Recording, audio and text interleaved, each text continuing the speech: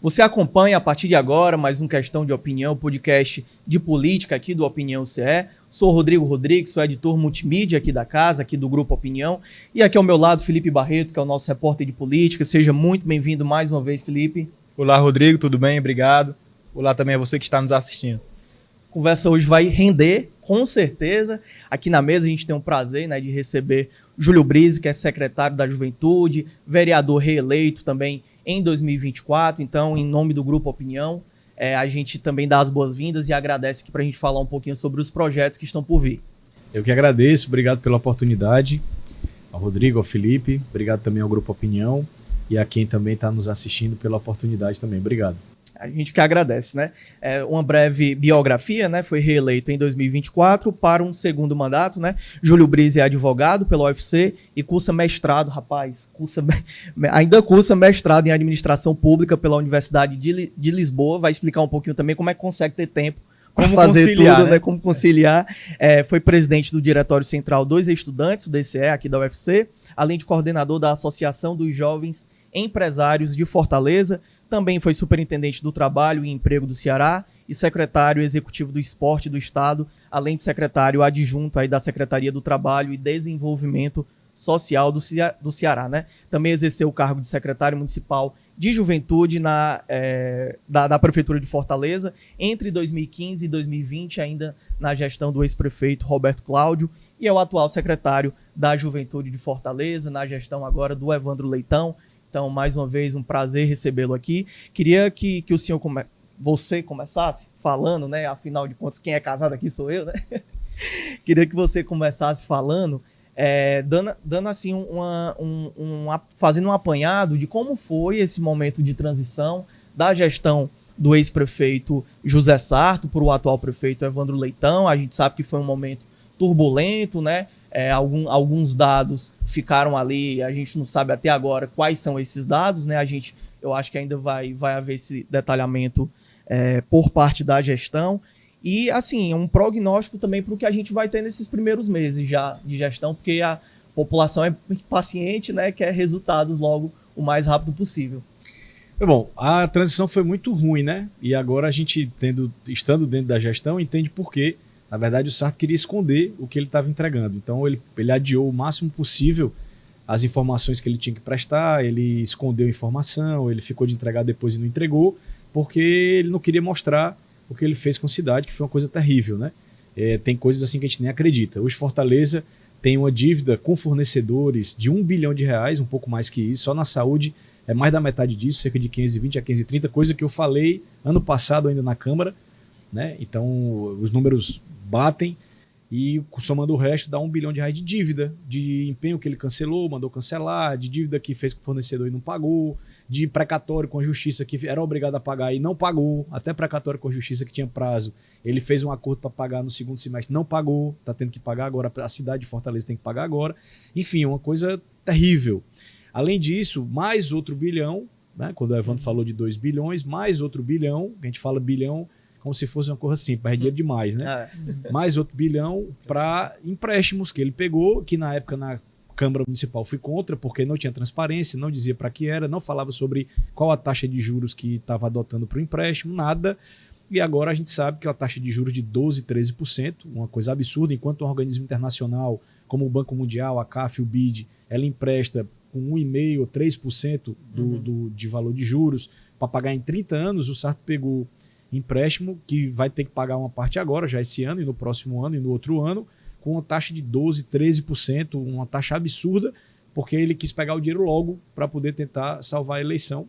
Foi isso que todo mundo viu. Com instituições nacionais, Fontes nacionais, da Caixa, do Banco do Brasil, que cobram mais caro desse tipo de empréstimo porque a burocracia é menor. Não tem que passar pelo Senado, enfim, tem uma burocracia menor. Então, eles cobram uma taxa maior e o Sarto irresponsavelmente pegou e agora tem que pagar. Então a cidade está numa situação dificílima financeiramente, e isso preocupa todo mundo, obviamente, e só faz com que o nosso trabalho vai ser bem maior, porque a situação realmente é ruim. Não é uma situação de normalidade, não é uma transição de normalidade. Então o que ele fez foi uma coisa absurda contra a cidade de Fortaleza. Na Secretaria da Juventude, secretário, o senhor assumiu recentemente, A gente está A gente ainda está no dia 22 de janeiro, Então, poucos dias ainda desde que o senhor assumiu. Mas pelo que o senhor pôde ver já realmente lá na Secretaria da Juventude em relação às finanças também, né? Em relação às dívidas também da pasta. O senhor acredita que essa questão financeira, né, essa questão delicada, pode prejudicar os programas, pelo menos para um primeiro ano, assim, dessa sua volta para a Secretaria da Juventude? Claro que prejudica, né? Não tem dinheiro, o cabo liso faz o quê? Não faz, né? Você tá liso, você faz alguma coisa, Rodrigo? É difícil, né? Não? Então você tem que... não tem. Então tem dívida lá também, tem problema administrativo, tem problema de manutenção, né? Por exemplo, o Teatro do Cuca da Barra, que eu não me conformo, o Teatro do Cuca da Barra, que era nos teatros mais utilizados, está fechado há 4 anos, né? Eu denunciei isso na Câmara, falei e tal, e não foi resolvido porque não fizeram manutenção como tinha que ser feito. A gente fazia uma manutenção periódica lá. Você leu aí que eu fui secretário de Juventude de 2015 a 2020. A gente tinha um calendário de manutenção periódica. Por quê? Porque se não limpar a calha e se não limpar o telhado do teatro, vai infiltrar água quando chove, que é essa época agora. E adivinha o que fizeram? Não fizeram manutenção de nada, entrou água dentro do teatro, vazou pela parede, infiltrou, queimou os ar-condicionados, queimou as varas do cenotécnico, queimou luz, Muito queimou mais caro, a mesa de som do teatro. Exemplo, que o carpete é carpete mofado, os estofados também, não fizeram manutenção, largaram, tá fechado. Então, uma péssima gestão. Tem esse tipo de passivo, tem passivo administrativo também em contrato, tem passivo com fornecedor. Então tem um bocado de problema para resolver. E é andar de bicicleta e trocar o pneu ao mesmo tempo. É isso que a gente tem que fazer, mas não por isso a gente está trabalhando menos, pelo contrário, está trabalhando mais, para além de resolver a despesa, né? Que no momento agora também tem que resolver despesa e ir atrás de receita, né? 2 coisas ao mesmo tempo. Então, além de resolver a despesa, que é diminuir despesa, tentar acochar ao máximo, por exemplo, não estavam utilizando, na época a gente conseguiu furar uns poços lá, a gente usava água de poço para poder baratear, né? Então, exceto água de beber, o resto a gente usava água de poço. A conta de água baixou demais. E eles deixaram de fazer isso, né? Então, a conta de água subiu demais. Triplicou a conta de água do Janguru Sul. Um exemplo. Então, esse dinheiro que é gasto a mais em água, em energia que é gasto errado, em comprar coisa que não precisa, comprar coisa mais cara, falta de gestão, ou não fazer coisas preventivas para não deixar o prejuízo ser maior, tudo isso falta na hora de fazer o projeto, porque o dinheiro vem da mesma caixa. Então, na hora de dar o benefício para o jovem, na hora de criar a bolsa, na hora de mandar um atleta para competir, na hora de contratar um professor, tem que pagar a dívida da má gestão do Sarto, né? Então, tudo isso, nosso esforço agora, Felipe, tem sido para resolver urgentemente a questão de despesa, o máximo que puder, e ir atrás de receita. Eu estou fazendo várias reuniões, procurando parceiros, escrevendo projeto, devo ir a Brasília agora em fevereiro, para tentar encontrar meios de encontrar receitas novas para a cidade, para a juventude. Você falou dessa dívida com os fornecedores, né? O relatório de transição dos governos vai ser apresentado agora no final de janeiro, né? Como o Evandro já falou, a Gabriela também falou, a vice-prefeita, que foi coordenadora da transição, né? Mas já dá para ter uma ideia de quanto é o valor dessa dívida com os fornecedores? É 1 bilhão. Mas é em relação à Secretaria da Juventude. A gente está né? apurando ainda. Apurando. Apurando ainda. E a gente sabe que existem alguns projetos de continuidade e aí quando tem uma mudança de gestão, parte da juventude, no caso da pasta, fica muito preocupada, né? Você tem aí o Bolsa Esporte, né? O Bolsa Jovem, que foram passivos deixados também da gestão anterior. Até para tranquilizar os beneficiários desse programa, como é que está sendo tratado esses pontos em específico? Olha, primeiro que esses programas eu tenho uma responsabilidade direta com eles e um carinho enorme, porque eu criei na época que eu estava na secretaria. Então foram programas que a gente desenhou, escreveu, dialogou com jovens, conversou com jovens, recebeu os jovens. Então esses programas foram criados baseados em demandas reais dos jovens e construídos com eles, no sentido de atender a demanda deles, né, em escala. Porque o jovem, por exemplo, precisa de apoio. É uma fase de transição da vida. Ele está saindo da adolescência, da infância e adolescência, para a fase adulta. A juventude é essa fase de transição da vida que é determinante. Então o jovem precisa de acolhimento, ele precisa de educação, ele precisa de oportunidade, ele precisa se qualificar, ele precisa ter um ambiente seguro, ele precisa ter um ambiente social, onde ele se valide socialmente e consiga exercer a sua sociabilidade. Então tem várias situações que o jovem precisa de necessidades específicas. Então, programas como o Bolsa Jovem é pegar o dinheiro e entregar na mão desse jovem para dizer, eu acredito em você. Você é da dança, eu acredito em você. Você vai comprar seu material, você vai ter o dinheiro do transporte e você vai conseguir fazer o que você gosta de fazer para se desenvolver. O Bolsa Jovem tem essa ideia. E quando ele foi criado em 3 níveis, 300, 600 e 1.200 reais. Era iniciante, intermediário e avançado, como é o Bolsa Esporte que a gente conseguiu criar no mandato de vereador, que é na Secretaria de Esporte, né? A juventude é o Bolsa Jovem. que era justamente para o jovem entrar como iniciante, ter um apoio, e se ele for se desenvolvendo, ele vai recebendo mais para o apoio aumentar. Então essa foi a ideia inicial. O Sarto mudou isso e criou uma bolsa de assistência de R$300, que ajuda também, mas que nesse ponto é deficitária, porque não permite que o jovem possa almejar, né? Ele querer cumprir aqueles requisitos objetivos para poder ir aumentando e ter mais apoio, por exemplo. Enfim, é um processo de crescimento. A ideia da bolsa é essa, né? Então, tudo isso é importante. Eu vou à juventude da mesma forma, né? O jovem, se classifica para ir é chamado para uma escola de dança para fazer uma audição, e aí, como é que ele vai? Não vai. O cara vai fazer uma competição esportiva, se classifica, ganha o regional, o nacional, aqui o local, e quando vai para o nacional não tem a passagem. E aí, como é que ele vai? Então, o cara tem que apresentar um trabalho científico numa feira ou em algum local, e ele não vai porque não tem o dinheiro também. Isso é uma coisa muito comum. E ao invés do jovem ficar pedindo no varejo, a ideia é criar uma política pública para ser uma coisa por mérito, para ser uma coisa para quem precisa por mérito, política pública, ao invés de ser eu consigo aqui porque é meu amigo, eu consigo ali porque é meu amigo, eu vou passar um negócio aqui e acolá. A ideia da política pública, de fazer com que seja uma política pública, é para que as pessoas possam acessar pelo mérito delas, para que elas possam ter um objeto. Rapaz, isso aqui é uma coisa relevante para fazer e por conta disso a cidade vai financiar a minha ida, porque é uma coisa importante para mim e para a cidade, né? Então, esses dois projetos eu tenho uma responsabilidade e um carinho enorme por eles. Eu quero que eles não só voltem, mas cresçam para que a gente possa fazer maior. Agora, o momento é de liseira. Eu tenho dito isso no meu Instagram, @JúlioBrise. Eu tenho feito vídeos, uma merchandise aqui, né? Eu tenho feito vídeos, o merchandise não comercial, né? Eu tenho feito vídeos e explicado a situação, eu estou sendo o mais transparente possível, como estou sendo aqui. Sim, aí não adianta também dizer, amanhã a gente vai resolver tudo. Não vai. Inclusive, a questão orçamentária e financeira do município, talvez a gente perca o ano de 2025 resolvendo problema, pagando dívida e consertando situações que foram deixadas pelo Sarto, né? Pela gestão do Sarto. Foram muito ruins, então isso tem que ser claro para a população. O nosso esforço é tentar resolver o mais rápido possível, ir atrás de receita para poder ter o recurso, diminuir despesa para poder diminuir o problema e também diminuir o déficit, né, para o quanto antes a gente conseguir voltar com esses projetos. Esse tem sido o nosso esforço e o nosso compromisso. O Evandro projetou uma economia e ele deu um prazo para isso, né, de R$500 bilhão, né, nesse primeiro semestre agora. No caso da Secretaria da Juventude, vocês já estão mapeando essas políticas prioritárias que, ok, não vai dar para resolver tudo, não vai mesmo, né, em um ano, como você citou aqui, mas algumas coisas não podem ser descontinuadas agora. Então, como é que está esse mapeamento? Se já está sendo feito, né, com certeza já está, mas assim, para tranquilizar também um pouquinho a população, né, sobre essa situação atual. A população pode ficar tranquila que falta de trabalho, falta de vontade, de interesse não será. Então, o nosso compromisso com o prefeito é a gente organizar a casa. Agora a gente está vendendo o almoço para comprar a janta. Essa é a realidade da cidade de Fortaleza. E tem que ser um esforço coletivo de todas as pessoas que compõem a gestão. Não é só da juventude. Eu falo pela juventude porque eu estou lá, mas as outras secretarias estão passando pela mesma dificuldade, algumas até mais, como a saúde, por exemplo, enfim. Então, o nosso esforço é para resolver. Os serviços estão acontecendo, na medida estão lá, não acabaram, estão tendo continuidade. Agora, na medida da execução possível.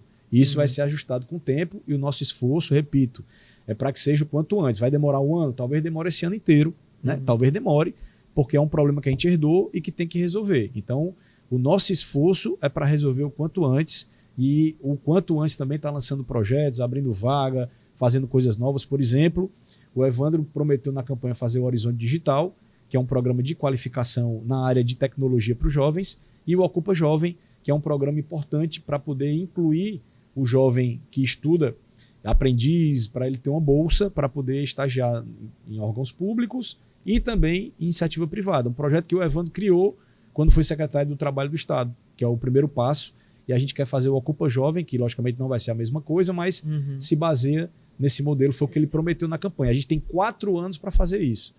A promessa é para fazer dentro da gestão. Em 4 anos a gente tem para fazer isso. Vamos tentar fazer o quanto antes. O quanto antes a gente vai tentar fazer. Secretário, esse é o nosso esforço. Durante a gestão do Sarto agora, a gente tinha algumas críticas a alguns programas, né? Por exemplo, o Bolsa Jovem, tinha quem falava, assim, os jovens que eram para receber esse benefício, alguns falavam que não estariam recebendo o valor, ou então o Voa Juventude, algumas críticas em relação ao critério. O senhor acompanhou bastante isso como vereador e como ex-secretário da Juventude, né?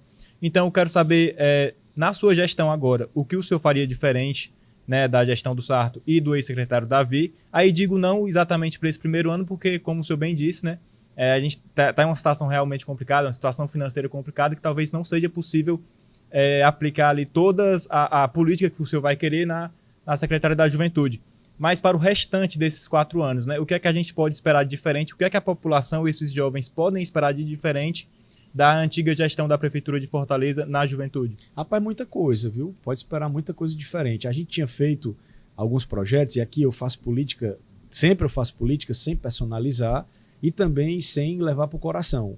O que eu falo aqui é de política pública, de projetos, né? Eu não estou xingando ninguém, falando mal de ninguém, eu estou falando de projetos e da situação que a gente colocou, que não é minha e não é sua, é da cidade. As pessoas têm que saber essas coisas, né? Então, o nosso esforço é para ampliar esses projetos, é democratizar, é fazer gestão, para que ele seja efetivo. Então, o nosso esforço é para dar mais efetividade, como a gente tinha antes, e acompanhar os jovens, dar resposta para os jovens saberem que tem um local para eles irem, que eles vão ser atendidos, que eles vão ser apoiados, que eles vão ser ouvidos, que era o que a gente tentou fazer de 2015 a 2020. Por isso que a gente criou cerca de 60 projetos naquela época.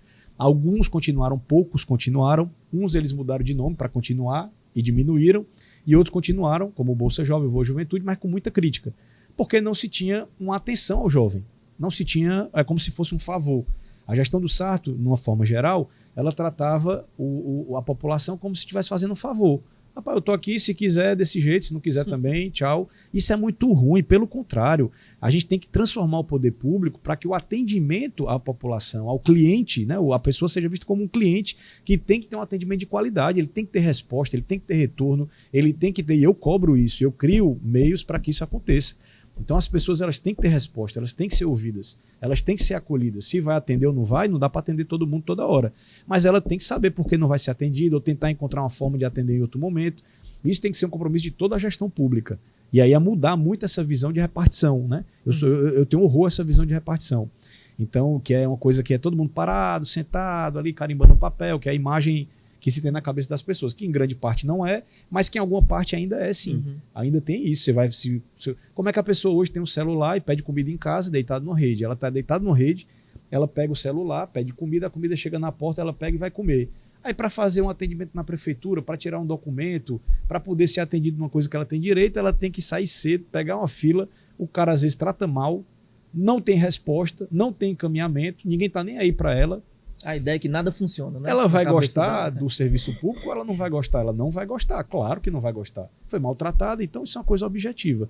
E o nosso esforço é para que na juventude, mais uma vez, a gente volte a ter a qualidade do atendimento, o atendimento funcionando e respostas para o que os jovens precisam na medida que a gente puder entregar. E o que a gente não puder entregar, as pessoas também saberem, a gente buscar formas de atender. Foi assim que a gente criou projetos, como as Olimpíadas da Juventude, que acabaram, as Supercopas que acabaram, o Viradão que acabou, né? O Festival de Música diminuiu, de dança acabou, os apoios que a gente dava para os jovens, os atletas, por exemplo, praticamente acabaram, né? Então a gente hoje viu que o dinheiro foi gasto em outra coisa, ou foi mal gasto, né? Não teve eficiência nisso, e aí faltou na ponta, faltou para o jovem, e a gente quer fazer com que volte a ter oportunidade para os jovens mais ainda. O senhor acha que falta comunicação direta também com o jovem? Total. Isso é uma coisa que inclusive a gente tem que melhorar. Sim. Essa comunicação direta, uma forma do jovem participar mais diretamente. Eu falando aqui, desde o começo da entrevista, eu falei um senhor, aí ele me repreendeu na hora. Falando, rapaz, você que é casado, eu Felipe, senhor. Eu não sou casado. Rapaz, o homem é novo, macho. Não é questão nem de idade. Isso aí, na verdade, é que as pessoas gostam muito de ter esses tratamentos. Eu mesmo fui criado eu chamo minha mãe de senhora até hoje, chamo meus avós, né? O pessoal mais velho, né? Só que no dicionário, no dicionário é senhor é quem é casado e senhorita é quem é solteiro. Tá lá no dicionário. São dois senhoritos. Dois senhoritos. O único senhor na mesa. Eu por pouco tempo. Olha aí. Mas isso tudo é besteira, né? Isso tudo é só besteira. Secretário, continuando aqui, você falou sobre essas dificuldades financeiras mesmo, de reerguer de fato, né, algumas políticas públicas adormecidas aí na gestão. E uma das críticas muito frequentes ao longo de 2024, 2023, se acentuou muito em 2024, foi o distanciamento entre Estado e Prefeitura. E aí quem mora aqui em Fortaleza, ele mora no Ceará também, né? Então ele é atendido por algumas políticas do próprio Estado, né, do governo federal também, queria que você falasse um pouquinho da importância também de ter essa parceria, de ter essa aproximação. Lembrando, você falou aqui, um dos problemas graves em Fortaleza é a questão da saúde. Ontem, o governo do estado anunciou um aporte bem maior, né, do que o que se tinha para o IJF, que é o hospital de referência aqui de Fortaleza. Citando um exemplo, né, levando para a juventude. Qual a importância desse momento, dessa parceria? O que já está sendo conversado também para estreitar aí essa relação? Olha, primeiro que no nosso Pacto Federativo, no Brasil, né, hoje, todos os municípios dependem da União e dependem dos estados. Né? Então, 80% do que é arrecadado tributariamente vai para a União e ela reparte depois. Então, o estado, da mesma forma, arrecada o ICMS e depois reparte. E tem critérios para repartir. Por exemplo, Fortaleza caiu no índice de qualidade de educação. O ICMS cai. Isso é fato. Fortaleza hoje, esse ano vai perder muito dinheiro, porque no ano passado o índice da educação de Fortaleza, a nota da educação de Fortaleza caiu. Então vai perder dinheiro. Então você conseguir melhores resultados traz mais recurso dentro da política pública organizada. Então, com a inteligência de um gestor municipal, não importa o município, se é grande ou pequeno, vai afetar mais ou menos, mas todos importam. Então, qual é a inteligência do gestor municipal? Escolher o governador como inimigo e passar a reiteradamente provocá-lo na imprensa, criar uma estratégia que alguém deve ter dito que era brilhante, de botar o governador num polo para o prefeito ficar em outro, né? E qual é a graça disso? Assim, qual é a inteligência disso? E aí, obviamente, a gente viu tudo que o Sarto fazia de ruim. Ele aumentou a passagem de ônibus, ele dizia que a culpa era do governo. Não era dele a passagem de ônibus, a culpa era do governo. Ele aumentava, o JF estava com problema, a gente vê o tamanho do rombo do JF, 80 milhões a dívida do JF. Da saúde, que é 500 e tanto, do JF é 80, que é o nosso hospital de referência. A culpa era do governo. Isso o governo tendo cumprido todos os pactos que fez. Né? O do transporte, ele tem o ICMS do diesel, que é subsidiado há muito tempo, e ele tinha um apoio durante a pandemia, contratado, para poder ajudar, porque os ônibus estavam sem rodar, tinha um déficit muito grande, o governo aportou um recurso durante a pandemia, com data marcada, acabou. E ele dizendo que o governo tinha que pagar, mas não estava devendo, não se comprometeu. O JF, da mesma forma, durante a pandemia, aumentou o repasse, depois normalizou para o que era antes. Então o governo repassa um valor para o JF todo mês e continuou repassando. E o prefeito, para poder, numa estratégia talvez de comunicação, querendo botar a culpa no governo, quando na verdade ele deveria ter tido a humildade, se ele tivesse realmente preocupado com a cidade, ter tido a humildade de procurar o governo para tentar encontrar parcerias, que é um prefeito que não vai fazer isso. Governo estadual, federal, independente se for do partido A, do partido B, o cara tem que estar lá com projeto, tem que entregar projeto, tem que fazer projeto para entregar. Isso aconteceu em outros municípios cearenses, né? Você tem um exemplo de Caucaia, por exemplo, que foi isso, né? Você tinha um prefeito que foi eleito por outro partido, outro campo ideológico, e aí quando você vê o prefeito falar, rapaz, como é que eu vou fazer as coisas sem recurso? Eu preciso do Estado, preciso do governo federal, e é assim que funciona, né? É assim, não tem como. O nosso Pacto Federativo é isso. E isso não quer dizer que você não possa ter sua divergência. Tem que dividir gestão de parte política. A parte política, o seu partido, o que você pensa, você vai defender, e é correto que você defenda o que você sempre defendeu, tenha coerência e defenda. A gestão, que é para a cidade, para a máquina pública, ela tem que ser feita em parceria. E essa divisão é importante. Aí quando você escolhe um dos seus, que tem que ser o principal apoiador, que é o governo, né? Você escolhe como inimigo e começa a bater, começa, como o Sarto fez, aí você vai encontrar parceria onde? Né? Sem projeto apresentado, sem diálogo, só pela imprensa. Então, não é assim que se faz. A gente viu a tragédia que foi, né? O Rodrigo citou essa situação complicada, né, entre prefeitura e Estado nos últimos 2 anos. E aí lembro que o senhor pôde acompanhar, você pôde acompanhar de perto. Não tem problema, cara. Você pôde acompanhar de perto não só por ser vereador, mas como também por estar filiado ao PDT, né? À época, a gente lembra que a situação aí de incomunicação, ela se acentuou com o rompimento, né? O rompimento da aliança histórica aqui no Ceará entre o PT... Felipe, rapidinho, porque aí vai para um assunto que é interessante para a gente ficar mais tempo nele também. Eu queria só fechar esse rapidinho. Hoje, por exemplo, com a secretária estadual da Juventude, né, a Adelita, já há algum diálogo para projetos em Fortaleza? Outros projetos aí que o Ceará Sem Fome, que é o grande projeto do governo, ele tem uma área específica que ele fala de formação, né, da juventude, ou então de ao menos um membro ali da família, geralmente é o membro, um dos jovens da família, né? Como é que tá essa parceria hoje, assim, para esses programas concretos, né? Hoje é a terceira semana da gestão atual, né? Então, obviamente, o meu esforço agora é olhar para dentro, né? O feijão com arroz, né?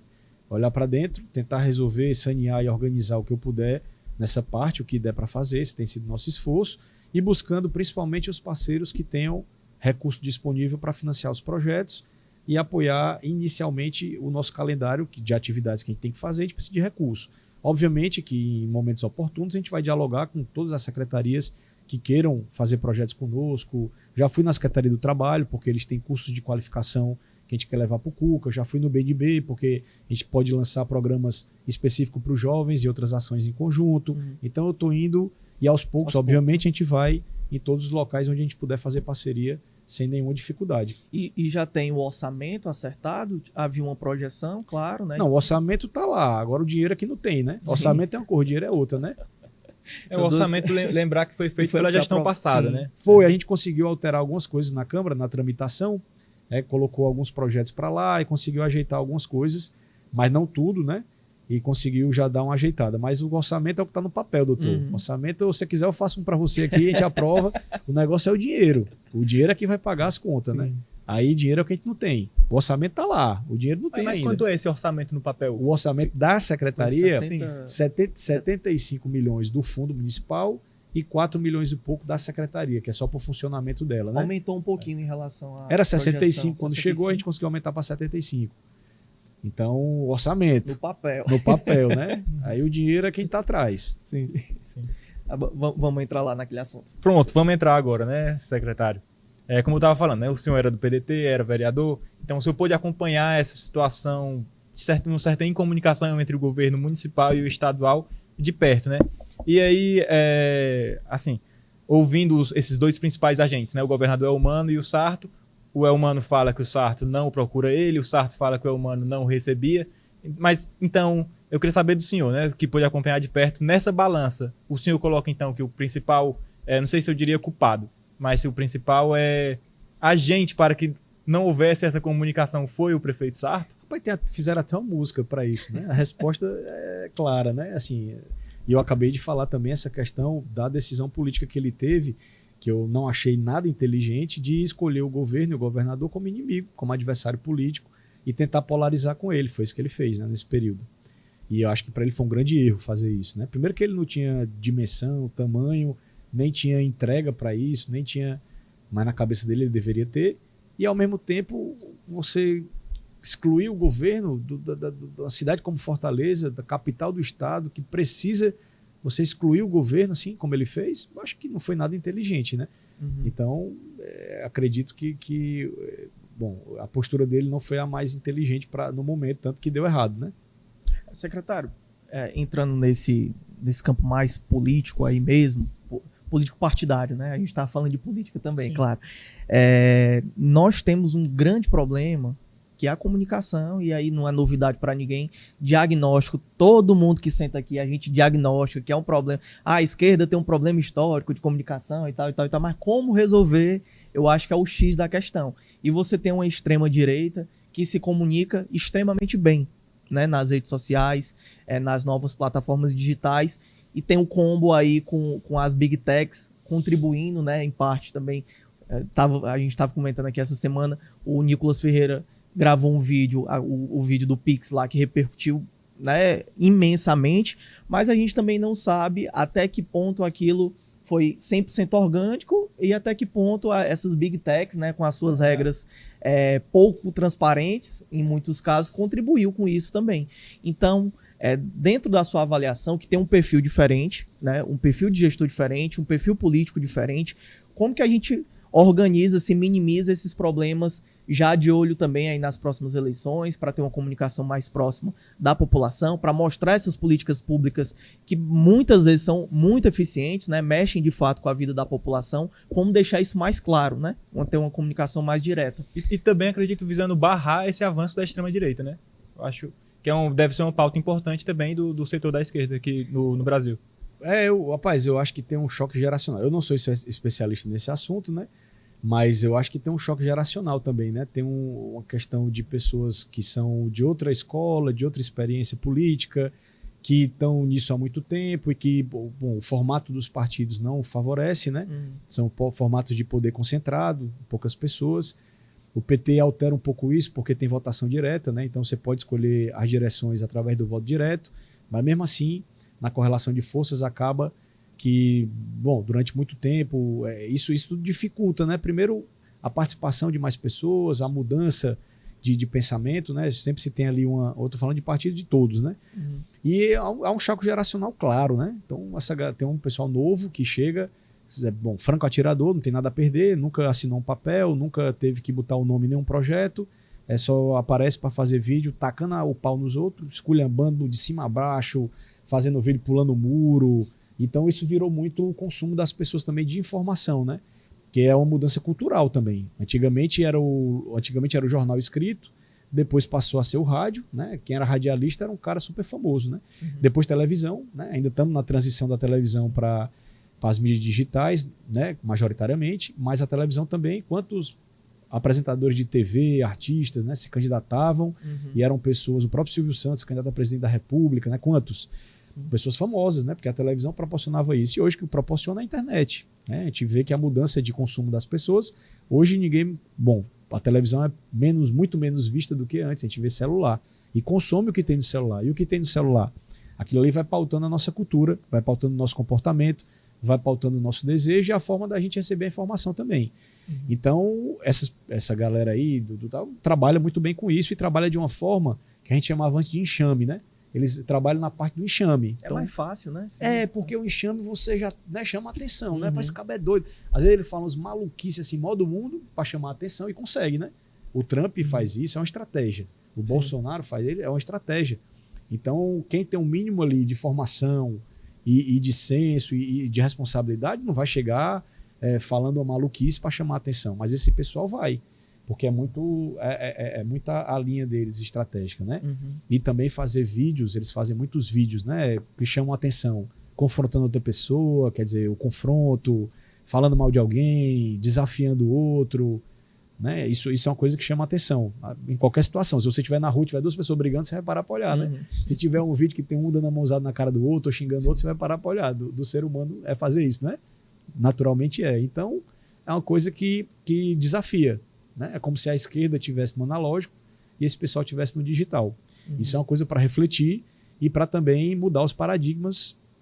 Naturalmente, as pessoas que têm seriedade, né? Que têm ali um compromisso com a sua própria história, com o que já fez, né? Com projetos, com programas, é muito difícil para poder romper com isso e fazer uma comunicação desse tipo, assim, né?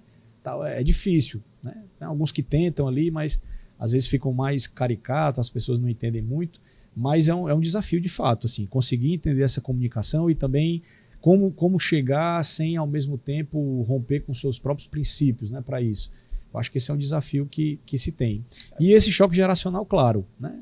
O pessoal mais antigo não consegue entender essa comunicação e está ficando para trás, porque as pessoas consomem pelo celular e essas pessoas não estão no celular mais, né?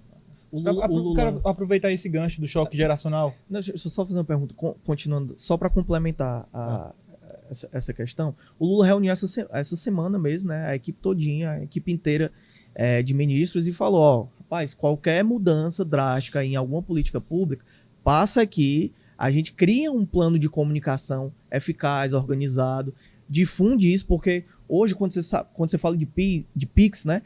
O Pix tinha fake news do Pix desde a eleição. Então não é novidade para ninguém. Quando você coloca lá a palavra Pix, você sabe que vai vir uma enxurrada de mentiras, né? E às vezes chegam muito mais forte do que a informação verdadeira ali. Então o Lula juntou a equipe, parece ali que está tentando organizar essa comunicação, já também mirando aí 2026, que a gente sabe que vai ser um processo difícil novamente, né? E aí trazendo essa realidade para o governo aqui, para a gestão municipal, há uma congruência nesse pensamento, assim, vamos organizar a comunicação, tem que ser algo mais direcionado para cá, enfim, há um plano nesse ponto ou ainda está sendo construído ainda? A gente está na terceira semana, então naturalmente acho que já tem algumas diretrizes, né, uma organização, mas acho que com o tempo isso aí vai ser moldado, né, pelas pessoas responsáveis da gestão para isso, né, mas obviamente que vai ter que ter um plano de comunicação e uma organização, porque gerir uma máquina grande, né, que tem muita repercussão, então às vezes o secretário da regional pode fazer alguma coisa, ou da juventude, pode tomar uma medida que ofenda alguém, ou que alguém pegue para dizer que é outra coisa, né? E aí acaba gerando uma polêmica falsa, pode ser, ou não. E aí o prefeito nem está sabendo, e aí entra no bolo, né? Porque vão bater nele, né? Porque a figura política, quem foi eleito foi ele, né? Nós somos assessores, né? Assessores para as áreas da gestão. Então, quem foi eleito foi ele. Então, sempre respinga, e obviamente ele tem que ter esse cuidado, porque senão perde o controle e fica ruim. Eu acho que esse é o cuidado do Lula, e o Lula é um cara genial, né? O pessoal diz que ele tá ruim, mas ele tá bonzinho. E aí o pessoal diz, o Lula tá ruim, a idade, não sei o quê. O Lula tá bonzinho. A gente vê o vídeo dele na entrevista, forte, firme, falando, dando ordem, conversando, recebendo, tá bonzinho. Enquanto a isso aí, tá bom, tá firme para poder tocar a gestão. Mas assim, importante ter uma preocupação com isso. Uma das coisas que a gente mais reclamava aqui do Sarto, o Sarto teve um problema forte de comunicação e de mostrar muitas políticas positivas, né, que foram de fato feitas na gestão dele. A população simplesmente não sabia ou achava que as coisas apareciam assim do nada, e era a gestão. Tem quem achava que o prefeito ainda era o Roberto Cláudio, né? Aí pelo menos eu acho assim, é um caminho positivo ter uma preocupação com isso e se formar de fato uma cara, né, uma cara do governo ali, da prefeitura. Ali o problema do Sarto também tinha um problema de matriz, era ele. O problema era ele, né? Podia botar a comunicação que fosse, que tinha um problema de matriz, é uma opinião minha, né? Então, acho que não dá para comparar, né? O Lula é o contrário, né? O Lula é um cara que ele salva muita coisa, né? Ele é um cara que hoje a gente tem a conjuntura política que tem, e a gente tem uma pessoa como o Lula que conseguiu retomar essa liderança e ser eleito presidente num momento como esse, é uma coisa importantíssima para o país, né? Isso a gente vai ver, talvez mais alguns anos à frente, a gente vai ter a dimensão da importância do Lula hoje. Então, o Lula hoje é uma liderança que tem que ser ouvida e seguida na situação, principalmente na situação que a gente está. Diferente do outro exemplo da nossa cidade, que de fato é o contrário, né? Eu queria voltar à resposta dele sobre essa mudança do analógico para o digital, né? Porque não é a primeira pessoa que fala isso, não é a primeira pessoa, inclusive, do PT que fala isso aqui a gente, né? Que é necessária essa mudança do analógico para o digital. Mas eu queria perguntar se você acredita que essa alteração na forma de comunicação ela deve ser precedida pela mudança das lideranças do partido, porque, como você bem disse também, né, esses partidos eles são liderados geralmente por pessoas de outras gerações, né, gerações passadas, gerações que não veem a importância dessa comunicação no digital. Então, como é que você analisa essa situação?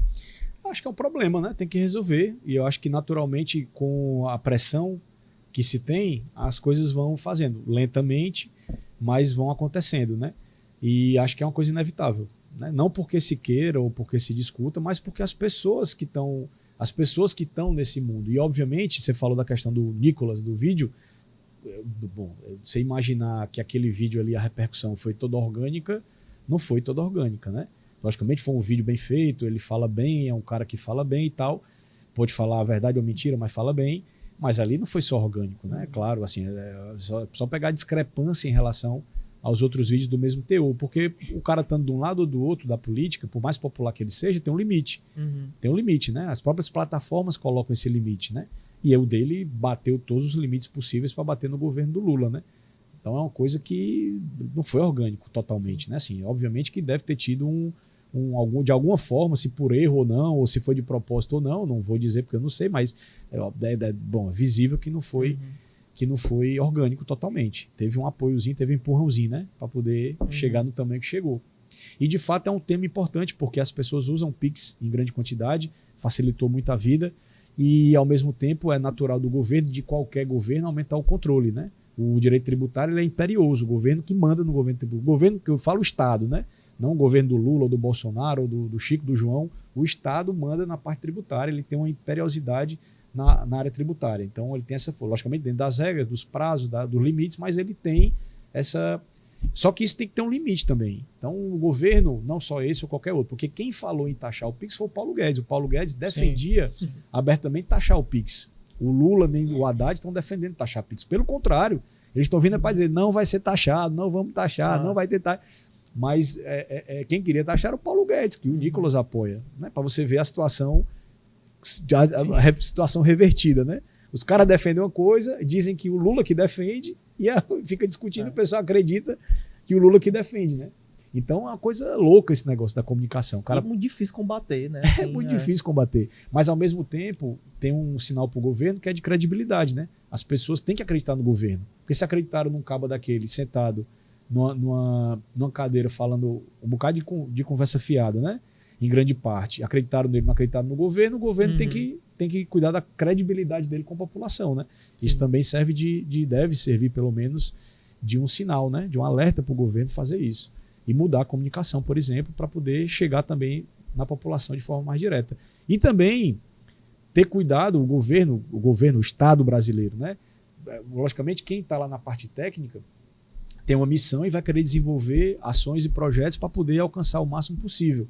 Só que tem que ter limite. Por exemplo, esse Drex, da forma que estão propondo, você vai...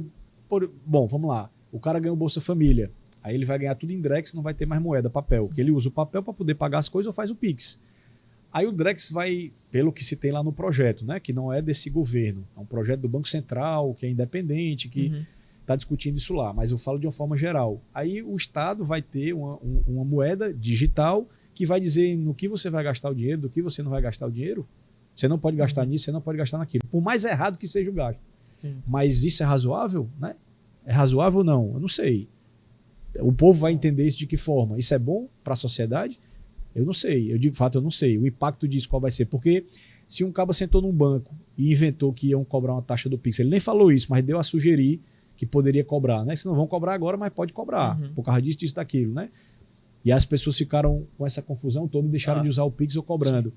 Imagina se o cara vem com uma ideia dessa em algum momento. Que nem do governo do Banco Central, é um projeto que tem e tal, mas as pessoas vão entender que não é do governo? Não vão. Então, tem coisas que eu acho que tem que ter cuidado, tem que ser trabalhadas e tem que ter juízo, né? Para poder debater. Eu acho que o Lula meio que se preocupou com isso também. E o destroço já está no meio do mundo. Depois não volta mais, não. Você tem pesquisa aí mostrando que mais da metade da população acreditou.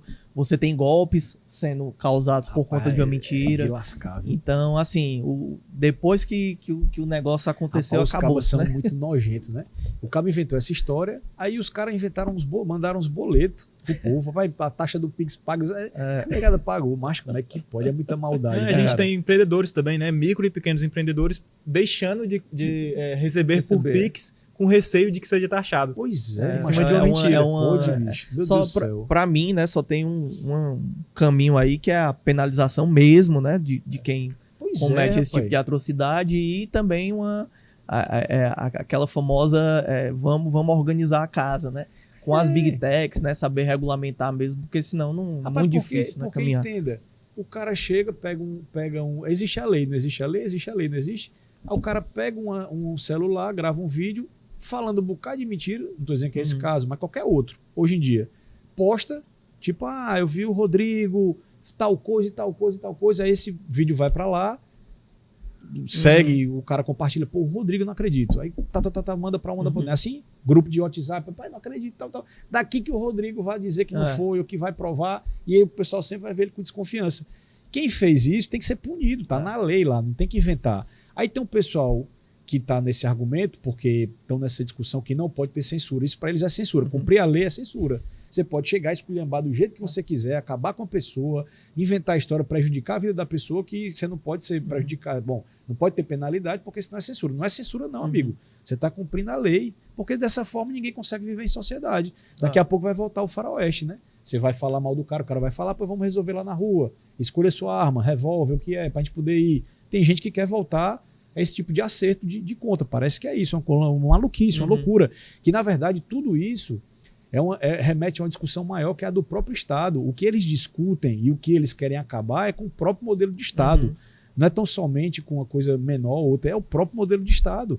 Esse Estado que a gente escolheu e discutiu há 300 anos atrás, que ia acreditar que teria o Estado e que a partir daí a gente ia contribuir, todo mundo ia contribuir e todo mundo ia se submeter àquelas regras ali do que a gente financia para que a gente pudesse viver em sociedade, para ter um mínimo de organização. É perfeito? Não é perfeito, né? Não é. Tem gente passando fome, tem muita injustiça, desigualdade, mas bom. Desse tempo todo para cá, qual é a forma melhor? É voltar para o que era antes, O cara que é poderoso, que é o que o Trump está fazendo, ele está junto com os caras mais poderosos do mundo hoje e vai fazer um governo para eles. Das Big Techs, inclusive. Que ele é um dos caras Musk, mais poderosos. Zuckerberg. E ele vai fazer o governo para eles, esses caras. E fica um pessoal aqui liso como nós, aqui até de Fortaleza, os caras aplaudindo. Meu Deus, o Trump, macho, pelo amor de Deus, tu é daqui de Fortaleza, te manca, macho. Tu cabo não sabe nem que tu existe. Pra ele lá, pra cabeça deles, não era melhor tu nem existir. Tu tá aplaudindo o cara, pra negar, não tem juízo não. Tu sabe onde é que os cabachos que são americanos, botando adesivo do Trump no carro, mas a primeira oportunidade que ele tiver, ele te lasca. Tá nem aí pra ti. É uma loucura que esse negócio dá. Então, ele vai fazer governo pra ele. E hoje é muito isso. Esses super ricos aí, até no Brasil mesmo a gente vê, tem um candidato e quer o governo pra eles poderem fazer o que eles quiserem. E quem for contra, ele chama de comunista, chama do que for, porque são contra, e pronto, é isso. Eles estão tomando os governos, ou querem tomar isso para mudar o modelo de Estado para favorecer eles. Ou você vê o Trump falando em dar comida para pobre, em poder ajudar alguma coisa do tipo. Tem alguma coisa desse do programa dele, ele baixou um bocado de decreto ontem. Eu não vi nenhum desse tipo. Falando em guerra, né? Guerra, sim, desfazer as coisas dos outros, ninguém presta, todo mundo tá errado. Só essas coisas que o Bolsonaro faz aqui também, que é uma estratégia de comunicação, né? Estão nem aí pro povo pobre. O secretário, a gente está caminhando para o final. Eu queria, assim, a gente não poderia deixar de falar sobre isso. O Evandro, ele prometeu ainda na campanha aí, duplicar, né, o número de cucas. Já fazer mais 4, né? Ele calma. Mas em determinado momento ele falou em fazer, em duplicar. Porque e depois, não, porque na verdade é assim. Não tinha ainda, né? Não, na verdade é porque tem 5 cucas hoje e ele disse que queria duplicar para ter 10. Sim. Só que já tem o 6º que está em obra lá no Vicente Pison, né? Então são mais 4. Então são mais 4 cucas para inteirar os 10. Aí eu queria que você falasse um pouquinho da importância, né, dessa política, principalmente aí no combate ao crime organizado, que no combate à violência, né, violência urbana, essa chancela mesmo que às vezes o crime organizado tem nas comunidades, tem na juventude. A gente sabe que é uma ameaça potencial, né, que a gente vê cotidianamente nos noticiários, um debate que foi muito feito durante as eleições também. A gente segue fazendo esse debate porque, enfim, mexe com a vida concreta, né, das pessoas. Então, eu queria que você fizesse essa avaliação também. São equipamentos importantes para a juventude e para as comunidades onde eles estão e para a cidade, de uma maneira geral, quando eles funcionam e dão oportunidades. Ou a política de segurança ela tem que ser unificada, mas cada ente tem o seu papel, né? O município, ou os municípios de uma maneira geral, o papel que lhes cabe é da prevenção. Então ele precisa ter rua iluminada, precisa ter serviço funcionando, precisa ter escola, precisa ter atividades esportivas, culturais, precisa de prevenção, que é o principal. E na política de prevenção à violência juvenil, o CUCA é um grande caso, é uma coisa importante para a cidade, para atender esses jovens quando funciona, né? Então, a questão é objetiva. O jovem nessa fase de transição, ele tem necessidade de todos nós, todos, rico, pobre, todo mundo, é biológico. Ele está com o corpo em desenvolvimento, o cérebro em desenvolvimento, tem necessidades físicas e sentimentais, ele tem que se socializar, ele tem que encontrar um nicho que ele seja aceito, ele precisa encontrar o que ele gosta de fazer. Eu gosto de dançar, eu gosto de estudar, eu gosto de jogar bola, eu gosto de fazer o quê? Ele tem que ter essa oportunidade para ele poder se desenvolver. E para isso ele precisa ter portas, precisa ter ciclos positivos. Ele precisa criar ciclos positivos para o jovem, porque ele vai ter isso de uma forma ou de outra. Se o poder público, se a família, se o entorno dele não favorece para isso, e não tiver essa oportunidade, ele vai ver a polícia, o Estado, muitas vezes esses jovens conhecem através da polícia que vai fazer o baculejo, que dá uma mãozada às vezes, que tem um conflito, que às vezes acontece isso, e é uma impressão que isso acaba criando um ódio, uma raiva, ou de um colega que eles viram que morreu, ou de alguma situação dessa, que também não estou aqui demonizando a polícia, tem um papel dela, às vezes tem excessos, e muitas vezes tem excessos infelizmente, mas que ocorre esse conflito em algumas situações que ocasionam isso e tem problemas que derivam disso. O jovem não tem, quando ele vai no lugar para ser atendido ele não pode, quando ele vai atrás de uma vaga ele não tem, ele quer trabalhar mas não tem um caminho para ele, é difícil, tem que pegar uma fila de manhã cedo e tal. Tem muitos que vão, mas tem outros que não vão. E às vezes nem sabe que tem, a verdade é essa, às vezes nem sabe que tem. A gente tinha um problema, a gente fez umas pesquisas nos CUCAs em 2018 e 2019, e um dos grandes problemas apontados pelos jovens é que eles olhavam para o CUCA, era um prédio bonito, e eles achavam que não era para eles.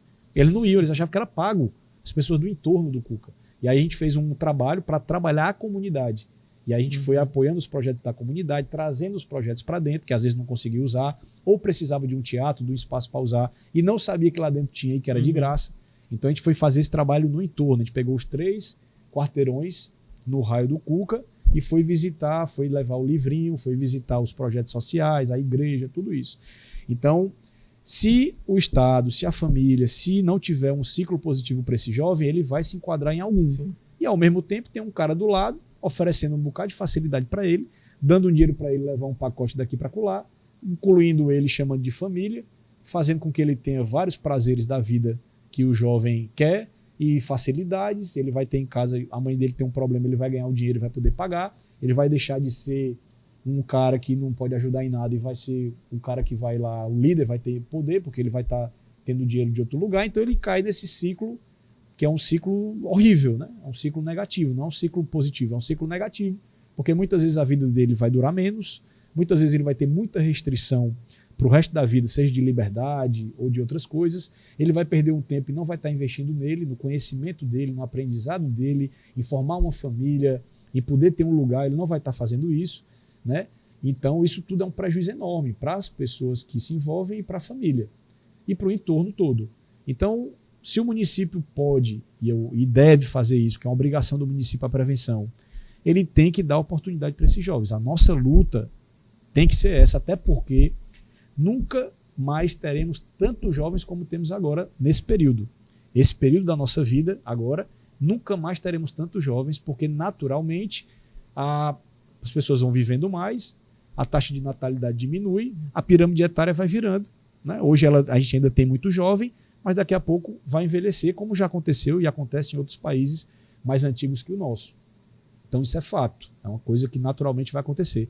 Então, matematicamente, se a gente não investir nesse público hoje, não adianta falar que a gente vai ter uma cidade melhor no futuro, que Fortaleza vai melhorar. Não vai melhorar, porque esse público agora é que vai crescer, que vai ter filho, que vai trabalhar, que vai sustentar o INSS, que vai gerar renda, que é esse público aqui, né? Que está aqui no meio, os outros vão morrer e os outros vão nascer. Esse público aqui que hoje é o nosso ativo imediato, principal da cidade. E temos muitos jovens, mais de 500 mil, a maioria vivendo na faixa de periferia da cidade, onde a gente tem aquela zona da perimetral que tem o IDH baixo, né? Que tem o IDH menor, falta de serviço público, muitas vezes não tem nem piso, é lama, enfim, é um desafio para a cidade, e esse jovem ele precisa ter oportunidade. Então, acho que o nosso grande esforço tem que ser esse, e a política de juventude é fundamental para isso.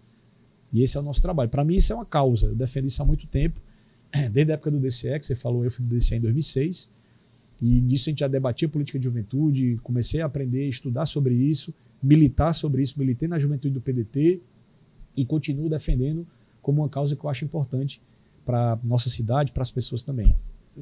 Sobre esses cucas, né? Eu não diria uma previsão, mas já existe uma ideia de onde eles podem ser construídos, porque a gente tem ali do Mundubi, Janguruçu, Barra, né? Mundubi, Mundubi, Janguruçu, Zé Pici, Zé Walter e construindo o Vicente Pisão. É só são pegar áreas... esses 5 aí, é só pegar a linha da perimetral. Começa, né? na Coronel Carvalho, Sim. lá na Barra, aí da Barra vem pro Pici, do Pici Mundubi, José Walter e Janguruçu. Sim, são os 5. São em áreas populosas e onde a população mais precisa do poder público realmente, né? Mas então, existe assim uma ideia de onde pode ser e quais são os critérios também para a aplicação, porque a gente tem áreas como Grande Bom Jardim, Grande Messejana, Conjunto Ceará, que não tem o Cuca, né? E também em locais onde a população precisa do poder público. Tem. Então, assim, o Cuca ele foi feito num formato que é um formato grande para que ele possa atender um território inteiro. A política de juventude no mundo, na Espanha, na Suécia, em outros locais, ela é feita ao contrário. Você faz equipamentos pequenos e você espalha os equipamentos para que você possa chegar nos locais e atender as pessoas. A gente criou um modelo aqui chamado Farol da Juventude, que eu fiz ainda em 2019 e em 2020 chegou o primeiro, a pandemia veio e parou, mas é um modelo para levar o que a política de juventude gera para as praças e para perto da comunidade. É um formato menor, 1 ou 2 containers pequenos, onde faz o atendimento ali, que era para fazer, a gente vai tentar melhorar isso também. Então esse é o modelo. O Cuca é um modelo territorializado, ele está sentado ali no chão, grande, né? O menor 9 mil metros quadrados do Pici, o maior do Janguruçu com 18, o do Vicente Pisão vai ser maior porque vai ter o CAIC e uma creche também lá. Então vai ser um complexo lá no Alto da Paz que está em obra. Então o Cuca é para ser esse equipamento centralizado lá para atender. Isso cria muitas dificuldades, dificuldade de gestão, de custeio, de acesso também. Então, tudo isso tem que ser visto. São critérios, né? Locais com baixo IDH, um acesso facilitado, onde tem menos serviço público, né? Distância de um CUCA para o outro tem que ser visto também. Então, tem muita demanda. Na campanha, eu propus criar um CUCA no Conjunto Ceará. Mas, obviamente, não sou eu que vou decidir, se é a gestão, o prefeito, isso tudo vai ser discutido. Da minha parte, eu já estou trabalhando para fazer o projeto para os novos 4 CUCAs e captar o recurso para a gente conseguir fazer o que puder fazer dentro desses 4 anos. Eu já estou trabalhando, já tive a primeira reunião, terei outra agora em fevereiro, já estou trabalhando nisso para viabilizar um novo projeto para a gente construir os 4 novos CUCAs e outros projetos. Mas o local não dá para saber de nenhum dos 4 ainda. Mas um indicativo aí é o Conjunto Ceará. Não, né? Indicativo não. A proposta que eu fiz, né? Mas aí o Pirambu que é um, a Messejana que é um. Todo, e é bom, né? E todo bairro que é um é bom que tenha. Meu sonho era que tivesse em tudo, mas não. Secretário, só mais uma perguntinha em relação a isso, para a gente fechar. Assim, há uma dificuldade também do próprio acesso do Estado em algumas regiões de Fortaleza, né, por conta do crime organizado. A gente viu isso nas eleições, o pessoal da saúde, né, sofre muito com isso em alguns pontos. No caso dos CUCAs, como é que a prefeitura vê essa situação, né? Há, de fato, essa dificuldade do Estado poder executar a política pública nesses territórios. Como é que a prefeitura se prepara para essa realidade também? Rapaz, esse negócio é uma tragédia, né? Tragédia que não é só aqui, não é só no Brasil, fora do Brasil também, mas é no Brasil todinho. É uma tragédia isso. Tragédia, muita gente morrendo, sabe? Violência, medo, é uma tragédia isso, né? E não tem nada de positivo, assim. Então é uma coisa muito ruim, mas é a realidade dos nossos tempos, que nós estamos vivendo. E o nosso esforço é para poder fazer o máximo possível, né? Para que, obviamente, a equipamento tem que funcionar. Na minha época, funcionava. A gente tinha o funcionamento, tinha intercorrências, porque está dentro do território. Então, tudo que afeta o território afeta os equipamentos que estão lá. O CUCA está dentro, vai ser afetado também. Mas funciona com as vagas, com os cursos. Inclusive, o CUCA sempre foi um espaço neutro, nunca teve confusão lá dentro, então você pode chegar e entrar, que você não vai ser perseguido lá dentro, nem vai ser feito nada com você. Era assim na minha época, porque é um espaço que tem muito benefício para a cidade, para as pessoas, e funciona. E, bom, era dessa forma. E o nosso esforço é para que ele seja, de fato, um ambiente onde as pessoas possam entrar, seus filhos possam ir e possam fazer o curso e voltar para casa. Esse foi o esforço. Nos 5 anos que eu passei lá, nunca tive um problema em relação a isso. As pessoas sempre puderam frequentar e fazer suas atividades. E agora vou me deparar novamente com esse desafio e o nosso esforço vai ser para que ele possa funcionar da melhor confiança possível, da melhor forma possível, para que as pessoas possam ir fazer os cursos e tal, como acontece e como tem que acontecer. Esse é o nosso esforço. Tá ótimo. Secretário, a gente tem um quadro, o nome é Qual a Sua Opinião Sobre? É um quadro curtinho, mas é sempre muito legal, muito interessante.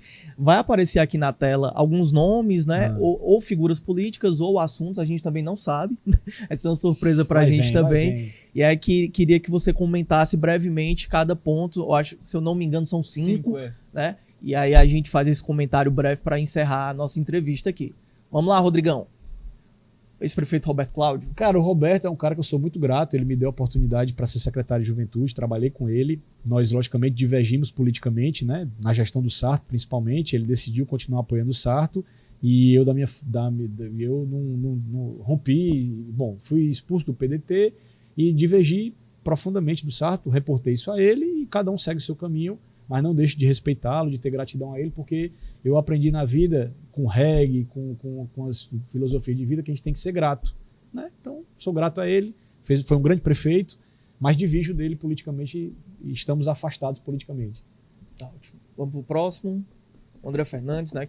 Deputado federal, foi candidato a prefeito. É um enxamista de internet, né? Que faz muita zoada, né? Faz só zoada. Se você espremer aí qual foi o projeto que ele fez, qual foi o programa, política pública, qual é a ideia dele de relevante para a cidade, para além de entrar em temas polêmicos e dizer que vai resolver tudo. Enfim, eu acho que a cidade escapou nesse primeiro momento de ter um cara como ele na gestão, porque é só enxame e zoada. O André mudou, não foi o rosto. Aí é quando estava deputado estadual ainda na Assembleia, né? Mudou bastante a fisionomia também. Vamos para o próximo. ex-prefeita Luiziane, deputado federal pelo PT também. Eu tenho uma admiração e respeito pela Luiziane, pelas pautas que ela defende, pelas coisas que ela construiu, né? De fato, ela tem uma carreira, né? Tem muitos seguidores, pessoas que admiram ela. Eu tenho uma admiração e respeito, apesar de não ter proximidade. E quando era do movimento estudantil e do Juventude PDT, era oposição à gestão dela. Eu sempre fui oposição à gestão dela naquela época, né? Então, é assim, mais respeito, não deixo de respeitar por isso, mas nunca estive assim, agora estou no PT junto com ela, a gente está junto nesse projeto, mas naquela época da gestão dela não, e mais respeito e admiro pelas bandeiras, pelo que ela defende, enfim. Próximo, ex-prefeito José Rapaz, eu Sá. acho que foi a pior tragédia que Fortaleza viu, foi um erro muito grande ele ter sido candidato na época. A gente foi apoiar porque estava ali no projeto, ele dizia que ia continuar, que ia ampliar, que ia não sei o quê, pelo contrário, né? O perfil dele é muito ruim para a gestão, a história dele de construção política também, né? Eu sempre fui um político fisiológico, de disputas menores, de interesses menores, né? Esse é o currículo dele, apesar de ter tido cargos relevantes na presidência da Câmara, da Assembleia, mas eu acho que como gestor e para a biografia dele, essa temporada dele aqui foi muito ruim e o que ele fez com a cidade foi muito grave. Tem mais algum? Davi Gomes, o ex-secretário, né, da Juventude. Não tenho nada para falar, não. Curto e grosso. Tem mais algum? Sucinto. Pronto.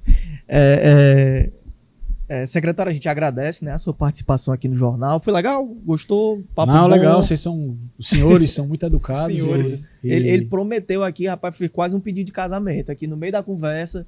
Pra ir pra namorada dele. Aí falou bem pertinho de me tornar senhor também. Tá bom. Larissa, se você estiver assistindo. Vixe, calma. Você tá assistindo, o rapaz tá apaixonado, viu? Bom demais. Faço pessoalmente, rapaz. É melhor, né? Felicidade. Vou me conter, então. Vou me conter. Gostei. Não sou um cara emocionado, não, mas eu acho bonito. Homem tem coragem, viu? Não, tá certo, é isso mesmo. Você tem que. Tá certo isso, secretário. A gente agradece em nome de todo o grupo Opinião CE aqui a sua vinda ao jornal. Como você falou em diversos momentos aqui durante a nossa conversa, acabamos de entrar, né? Chegamos agora, calma, vamos alinhar, vamos ver o que está acontecendo. E também aproveito para fazer o convite, né? Já que está nesse primeiro momento de alinhamento, a gente faz um convite para daqui a 1 mês, 2 meses, não sei, a gente pode combinar para fazer também aí de forma mais segura, né? Do que está sendo feito já, com base nos números, né? Nas informações que vocês já estão captando, para você voltar aqui, né? Para a gente ter um novo bate-papo aqui legal, que eu acho que a população fica toda interessada. A juventude aqui é sempre muito muito recorrente no nosso perfil também, né? Cobrando, perguntando, opinando, né? É sempre muito legal. Então, estendo o convite também para uma próxima oportunidade. Agradeço, Rodrigo, agradeço, Felipe, a oportunidade de estar aqui com vocês hoje. Também espero que tenha sido positivo para a opinião. Fico à disposição, se puder o convite ser para 2 meses não, mas mais um pouquinho, porque da minha parte é transparência no que eu estou dizendo aqui, a gente precisa de mais tempo para poder organizar as coisas. Esse ano é um ano de muita dificuldade para a cidade, para a gestão, então o nosso esforço é para diminuir o tempo, para a gente conseguir fazer as coisas logo, mas não posso dar prazo, também não posso me comprometer com prazo. Então, pessoal, que é o que eu tenho dito na minha página lá, @JúlioBrise, paciência, tem que ter paciência, porque a situação é difícil e o nosso trabalho é para poder resolver o quanto antes, mas não temos como dizer prazo agora, mas confie que a gente está trabalhando muito para poder voltar às atividades, os projetos, as oportunidades e, na verdade, fazer mais. Para mim, é até uma questão de uma forma pessoal, porque eu tive lá na Juventude, a gente criou muito projeto, derrubaram os projetos, diminuiu, acabou com vários, então o meu esforço, eu não tenho rancor, eu não tenho raiva, eu não faço política com isso, nada, zero. Eu tento ver as coisas para entregar, né, para fazer. Então, o meu esforço, o meu compromisso comigo mesmo, para fazer mais ainda. Se a gente fez muita coisa naquela época, o meu esforço vai ser para fazer mais. Agora precisa de tempo e de dinheiro para poder executar, senão não dá. Agora a liseira está grande. Perfeito. A gente fica de olho também nas novidades, né? Estamos sempre acompanhando aqui com muito afinco, né? Tudo que sai ali na prefeitura, porque mexe muito com a vida da população e eu acho que é o interesse de todos. Te agradeço também, Felipe, pela parceria. Vou cobrar aqui, né? A Larissa cobre também o pedido oficial, mas a gente segue juntos. Pode cobrar que vai vir, viu? A gente segue juntos nas apurações do dia a dia também e estamos juntos aqui, né, Felipe? Tamo junto. Espero participar de mais questões de opinião, né? Eu acho que é um programa muito legal, muito produtivo, né? A gente viu aqui com o secretário Júlio Brise, foi muito interessante os conteúdos que ele trouxe, não só da Secretaria da Juventude, mas também essa análise nacional, né, da conjuntura política nacional. Então eu agradeço também pela oportunidade da gente poder falar com você. Perfeito. Eu agradeço. Não posso deixar de agradecer a sua parceria, né? Lembrando, se você ainda não segue a gente nas redes sociais, basta seguir, estamos no Instagram, no Facebook, no TikTok, em todas as plataformas, em todas as redes sociais, você pode acompanhar o nosso conteúdo. Se você não é inscrito ainda aqui no canal do YouTube, basta se inscrever, você não paga nada para isso, né? Aproveita, comenta, compartilha, diz o que achou aí do programa, né? De alguma crítica, alguma sugestão, a gente está aqui para ouvir, tenho certeza que o secretário também está com os ouvidos atentos para esse tipo de questão. Te agradeço pela parceria, a gente volta aqui na sexta-feira, então um abraço e até a próxima.